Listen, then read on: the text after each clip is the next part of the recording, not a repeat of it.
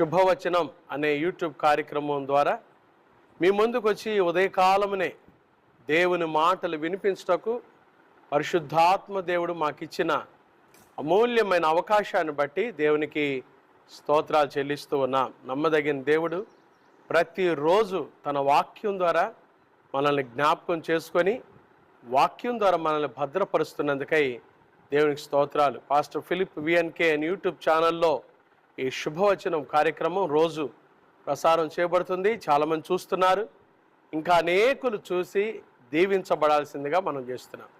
ఈరోజు మన శుభవచనం కీర్తనల గ్రంథం 4వ కీర్తన 8వ వాక్యం.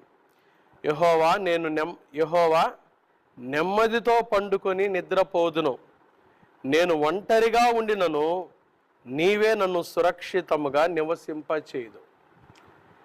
ఒంటరితనములో దేవుడే సురక్షితముగా కాపాడేవాడు. చాలామంది జీవితంలో ఒంటరితనంలో ఉన్నారండి. ఇంట్లో బంధువులు ఉండొచ్చు, చుట్టుపక్కల బాగా తెలిసిన వారు ఉండొచ్చు, పేరు బలం కలిగిన వాళ్ళు ఉండొచ్చు, ఒకే కులం కలిగిన వారు ఉండొచ్చు, ఒకే జాతి ప్రజలు ఉండొచ్చు. కానీ ఎంతమందిలో ఉన్నా చాలామంది ఈ రోజుల్లో ఒంటరితనంతో బాధించబడుతూ ఉన్నారు.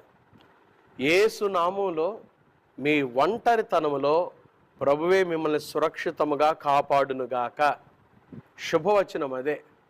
ఒంటరితనంతో ఉన్నావా? దిగులు పడుతూ ఉన్నావా? దుఃఖపడుతూ ఉన్నావా? నాకంటూ ఎవరు లేరని చింతిస్తూ ఉన్నావా? దావీదు అంటున్నాడు, నేను ఒంటరిగా ఉండినను నీవే నన్ను సురక్షితముగా నివసింపచేయదు. ఒంటరితనం ఒక చీకటి అధ్యాయం. జీవితంలో ఒంటరితనం ఒక భయంకరమైన అనుభవం అండి. ఒంటరితనం చాలామందిని ఈ రోజుల్లో వేధిస్తూ ఉంది. అందరూ ఉన్నా ఒంటరిగానే ఉంటున్నారు. ఎందుకంటే అర్థం చేసుకునే వాళ్ళు లేరు. అర్థం చేసుకునే దానికి బదులుగా అపార్థం చేసుకునే వాళ్ళే ఎక్కువ. ఎంత ఒంటరితనంతో బాధించబడుతూ ఉన్నారు. మీకు శుభవచనం ఏంటంటే, యేసుక్రీస్తు ప్రభువారు ఈ లోకానికి ఎందుకు వచ్చారో తెలుసా?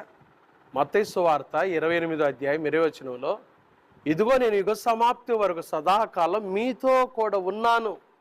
యేసుక్రీస్తు ప్రభునందు విశ్వాసం ఉంచిన వారికి ఆయన తోడుగా ఉండటానికి వచ్చాడు. అందుకని ఆయన పేరు ఇమ్మానుయేలు. ఇమ్మానుయేలు అన్న మాటకు భాషాంతరమున దేవుడు మనకు తోడని అర్థం. యేసు ప్రభువారు తోడుగా ఉండేవాడు.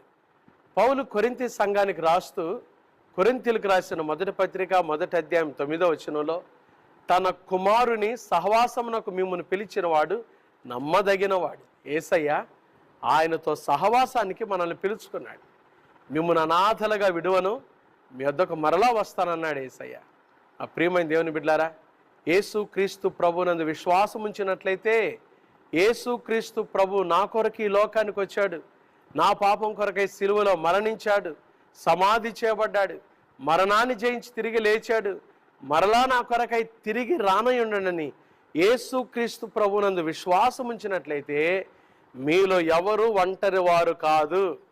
యేసు ప్రభు మనకు తోడుగా ఉండేవాడు.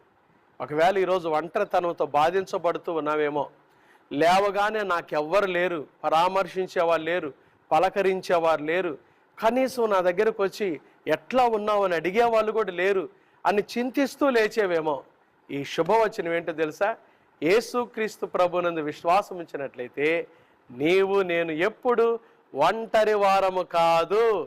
దావీదు చాలా కష్టాల్లో ఉండి, చాలా బాధల్లో ఉండి, ఎవ్వరు లేని స్థితిలో ఉండి, తల్లిదండ్రులు చనిపోయినా, అందరూ విడిచిపెట్టినా, నేను ఒంటరిగా ఉండినా నన్ను నువ్వు విడిచిపెట్టవయ్యా అని దేవుని జ్ఞాపకం చేసుకుంటున్నాడు. అవునండి, యేసయ్య ఎవరో తెలుసా? ఆయన మనల్ని విడువడు, ఎడబాయడు, మనకు తోడుగా ఉండేవాడు. ఆయన మనల్ని ఆదరించేవాడు, ఆదరణకర్త. ఏ రోజు ఆయన మనల్ని విడిచిపెట్టేవాడు కాదు. మనం ఒంటరి వారం కాదు. విశ్వాసి ఏ రోజు ఒంటరివాడు కాదు. యేసుక్రీస్తు ప్రభును విశ్వసించినట్లయితే నీవు కూడా ఒంటరి దానవు కాదు కదా. ఇంకెందుకు ఆలస్యం? యేసు ప్రభునందు విశ్వాసం ఉంచి ప్రభుని సొంత రక్షకునిగా అంగీకరిస్తావా? యేసు ప్రభువా, నాలోకి వచ్చి నా ఒంటరితనం మీద నాకు విడుదల దయచేయి, విజయాన్ని దయచేయి, నాకు తోడుగా ఉండయని నువ్వు ప్రభుని అడిగితే ఇప్పుడే యేసయ్య నీలోకి వచ్చి నీ ఒంటరితనం నుంచి నీకు విడుదలిచ్చి విజయాన్నిచ్చి నీతో సదాకాలం ఉండటానికి ఇష్టపడుతూ ఉన్నాడు. యేసయ్య నమ్మిన బిడ్డలు ఒంటరి వారు కాదు, నీ ఒంటరి వారు కాదు. యేసయ్య నీకు తోడుగా ఉన్నాడు. యేసయ్య నీ పక్షమై ఉన్నాడు. యేసయ్య నీతో కూడా ఉన్నాడు. నువ్వెక్కడికి వెళ్ళినా యేసు ప్రభు నమ్మినట్లయితే యేసయ్య నీతో కూడా వస్తాడు. యేసయ్య నీలోనే ఉన్నాడు. యేసయ్య నిన్ను విడువడు, ఎడబాయడు. ప్రార్థన చేసుకుందామా? దేవుడిచ్చిన ఈ వాక్యాన్ని బట్టి, శుభవచనాన్ని బట్టి యేసు ప్రభుని మన సొంత రక్షకునిగా అంగీకరించి విశ్వాస జీవితంలో ధైర్యంగా ముందుకు సాగిపోదాం. ప్రభు కృప మీతో కూడా వచ్చునుగాక. ఆమేన్. ప్రార్థన చేస్తాను. కళ్ళు మూసుకోండి. మహాపరిశుద్ధుడా, దయగల దేవా, ప్రేమాస్వరూపి, మీకు స్తోత్రాలయ్యా. ఈరోజు శుభవచనం ఈ టీవీ కార్యక్రమం ద్వారా మాతో మాట్లాడినందుకై స్తోత్రాలు అయ్యా. నేను నెమ్మదితో పండుకొని నిద్రపోదును, నేను ఒంటరిగా ఉండినను నీవే నన్ను సురక్షితముగా నివసింపచేయు.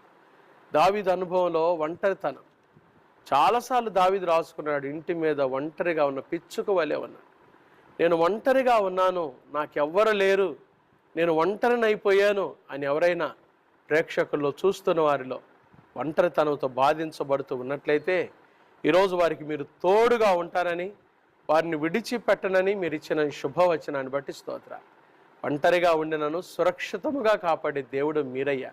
నీ బిడ్డలకు తోడుగా ఉండండి, వారికి సమాధానం దయచేయండి, వారు వెళ్తున్న ప్రయాణాల్లో తోడుగా ఉండండి, వారి ఆరోగ్యాలు మీరు దీవించండి, వారి ఉద్యోగాల్లో మీరు తోడుగా ఉండండి, వారు చేపడుతున్న వ్యాపారాలు మీరు దీవించండి. ట్రైన్లో వెళ్తున్నారు, విమానాల్లో వెళ్తున్నారు అయ్యా తండ్రి, అలాగే బస్సుల్లో వెళ్తున్నారు, కాలినడక మీద ఎట్లా వెళ్ళినా మా బిడ్డల చుట్టూ మీ కంచె వేసి మీ కాపుదల క్షేమం దయచేయండి, మంచి ఆరోగ్యాలు దయచేయండి. ఈరోజు ఎవరైతే వారి కుటుంబాలు శుభకార్యాలు తలపెట్టుకుంటున్నారో వారి శుభాలను మీరు ఆశీర్వదించండి. పుట్టినరోజులు, వివాహ వార్షికోత్సవాలు జరుపుకుంటున్న బిడ్డలకు మీ దీవెనలు, మీ ఆశీర్వాదాలు దయచేయండి.